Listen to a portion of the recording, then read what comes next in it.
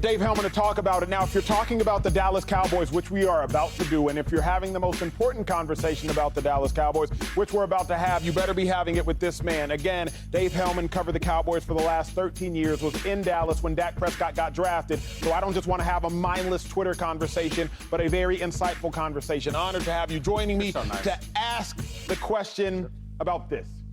Dak Prescott, he's playing in the last year of his deal. Reports say maybe $60 million he might get. But do you think that the man who the Cowboys drafted in the 4th round, has been there for 8 years now, has had a lot of success on and off the field, though he hasn't won the big one, you think Dak Prescott should take a hometown discount? No. Why the hell should he do that? You're a businessman. You get this stuff. And answer me seriously. And I get the report says maybe $60 million. If Dak Prescott wants to make $60 million, he's going to do it. That is a certainty. Again, this is a man who doesn't have a franchise tag. They can't tag him. They can't keep him in Dallas if he doesn't want to be there. If he hits the open market, it's going to be $60 million. And why the hell should he take less? If you want to tell me that Dak Prescott signing for top of the market right now, so Trevor Lawrence and Joe Burrow are making $55 million a year, if you want to tell me he should sign for that, if we want to call that a hometown discount, we can talk. But if we're talking about taking less than top of the market, why on earth should he, after the career he's put together and how difficult the Cowboys have made it on him to cash in? I'm not asking rhetorically. I would love an answer. Why should he? He shouldn't, but he might for this reason. You know Dak Prescott, I would suggest, better than anybody on national television because you were there when he got drafted. So you've known Dak Prescott since he was literally a youngin' to now that he, I think, is pushing 30, if not over 30 years of age. Right at the mark. What we know about Dak is this. He's always been too nice to the Cowboys. Dak Prescott allowed the Cowboys to pay the running back before him. Dak Prescott was the star quarterback for the Cowboys, and they franchise tagged him. He ain't hold out. But Cowboys, I'm sure after you franchise tag him, you'll pay him. Nope. They franchise tagged him again. So much so that while playing on the tag, he breaks his leg. And then finally, after 6 grueling years, I say grueling because for a quarterback, that's a long time to go without being paid, where you walk into the league, you were an MVP finalist your first year, you got a vote. You were 13-3, you got a bye because back in the day, 2 teams got a bye. You were the 1 seed, and they made him work for it. They making him work for it again. Cooper Rush starts about 4 games, and Jerry Jones says, you know, I hope we have a quarterback competition. It's been such a long road, hasn't it? Just naming all this stuff. So he's always been nice to the Cowboys. Do you suggest that he would change his behavior, and if so, why? I don't see why he should. And you were getting to it, but they're doing it again. Remember, I just said, Dak Prescott, I remember asking him about it when he signed his deal. He got a no-trade clause and a no-tag clause. I said, is that pretty important to you? And he grinned at me. He's like, yeah, it's pretty important to have that kind of leverage. He has worked a long time to have the leverage that he has. And the Cowboys have known they would be in this situation. The deal got signed in March or April of 2021. It's June of 2024. This has been 3 years coming. Dak is getting ready for the final season of this deal, and he doesn't have a deal.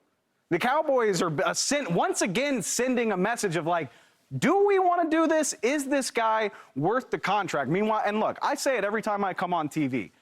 If you're bummed out about Dak's playoff track record, I get it. The standard is high in Dallas, but the all-pros, the 36 regular season wins, the statistics, this is the cost of high-caliber quarterback play. And if I were Dak Prescott, I do not blame him one bit if he feels undervalued by a team that has made so much off of, again, relatively so little. I know the guy makes a ton of money right now. You're still talking about pick 135 in the 2016 draft.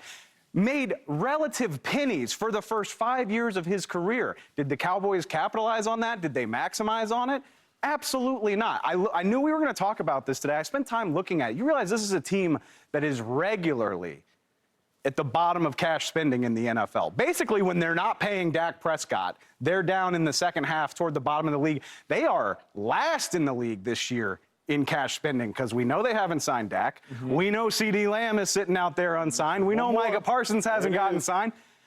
This team doesn't spend money when they aren't paying Dak. Why would he take any less of that money? I'm going to ask you a question that I believe only you are fit to answer, because this question isn't something that you can Google. This is something that you would have had to be in the Cowboys practice facilities. You would have had to have talked to Dak Prescott. You have had to have read his interviews, not just one, but throughout his career in order to answer.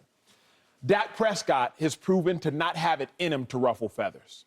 Not have it in him. Like, he does not like kicking up dust. He's diplomatic. He's the most diplomatic quarterback that we have seen in God knows how long. I mean, he does not have it in him to ruffle feathers, Dave Hellman.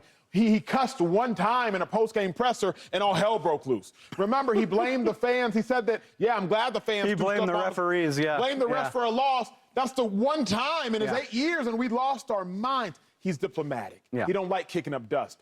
Do you foresee him kicking up dust? Because in order to get $60 million, Cowboys ain't just going to hand it to him. He's going to have to do something he's never done, and that's kick up dust. You think he'll change his spots? No, and that's the beauty of it from Dak's perspective. And remember, you and I, we do that. Like, we text each other when something kind of crazy happens. And Dak had a press conference this spring where he said, I'm not afraid of the future. If it's here, that's awesome. If it's somewhere else, that's the way it's got to be. And you and I both said, that's not Dak. That is not a Dak answer, is it? And Dak knows, again, he worked hard for this leverage. He did the franchise tag. He went through the injury. And he and his agent, Todd France, got a no-tag clause and a no-trade clause. And he's now in a position to cash in on it. And I promise you, this is what Dak's going to do. He's going to go to work. He's going to be an example for what is still a relatively young team. You think about the young skill players on this Cowboys offense. CeeDee Lamb is still just like 25 years old. He's going to be an example. He's going to play well. And if the Cowboys don't have him signed by the time training camp's over, he's going to say, bet, let's see how this goes, and somebody's going to be willing to make me the highest paid quarterback in the NFL, whether it's in Dallas or whether it's somewhere else. I'm trying to think historically. Jerry doesn't really let quarterbacks walk. Romo, not if he wants him, no. Aikman retired. Romo hurt, replaced by Dak, eventually retired. The Cowboys have not parted ways with a quarterback that was playing at a high level voluntarily anytime recently. Does it happen? Do they part ways? If Dak isn't, and here's what I think. And the Cowboys, you hear this a lot in Dallas, in the Metroplex, deadlines make deals. There's not an official deadline here, but the deadline is the start of the season. Because, again, once you start playing games, when you very rarely see negotiations play out over the course of the season. And if Dak gets to March, I don't think the Cowboys can keep up. There's a lot of teams with a lot of cap space. Again, it's very real. They do have to pay CD. They do have to pay Micah. If Dak gets to the end of this season, let's just say he has another comparable season to last year.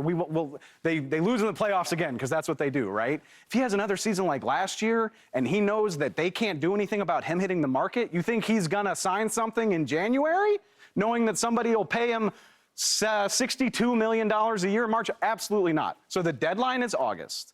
And I bet you the Cowboys will do it, because at the end of the day, they're going to blink and say, are we really going to let this guy walk and get nothing but a third-round compensatory pick for it? But they didn't blink the first time. They made him play under the tag once. They made him play under the tag again. They blinked for Zeke. They still have the control. They got nothing this time. They still had things in their whatever you call it, in their purview that they could do to keep him there. They don't have anything this time around. And I think at the end of the day, Jerry Jones, Stephen Jones, the Cowboys brain trust are going to sit down and say, are we really willing to have Trey Lance or somebody comparable be our best bet for a year or two while we figure out what to do? Because let's be real, I say this all the time.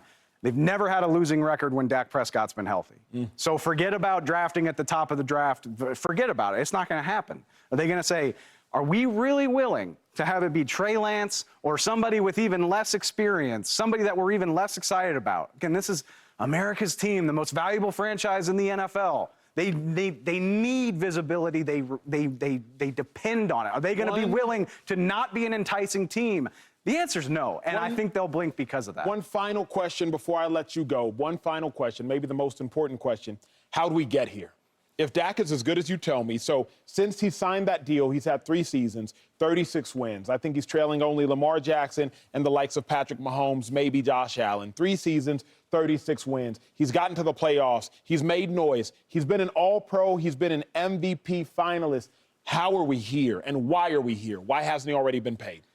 I think, because, I mean, the standard is high in Dallas. It's about Super Bowls. It's not about getting the playoffs. So you've got a fan base, and it's a huge polarizing team as well. If you don't love the Cowboys, you hate them. So you've got a team that has fallen short in the biggest moments. And to be completely fair, Dak has been a big part of that. Picked a bad